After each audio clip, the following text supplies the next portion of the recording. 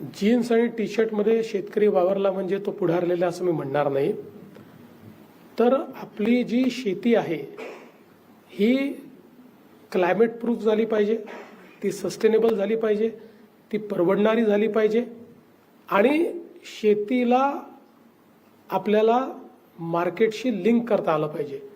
या सगळ्या गोष्टींकरता शेती क्षेत्रात टेक्नॉलॉजी आणून आपण उत्पादन खर्च हा कमी करू शकतो, उत्पादकता वाढवू शकतो आणि उत्पादन खर्च कमी झाला आणि उत्पादकता वाढली तर आंतरराष्ट्रीय बाजारपेठेतले भाव कमी असतानाही आमच्या शेतकऱ्यांना प्रॉफिट मिळू शकतं. आणि म्हणून मला असं वाटतं हे महत्त्वाचं आहे.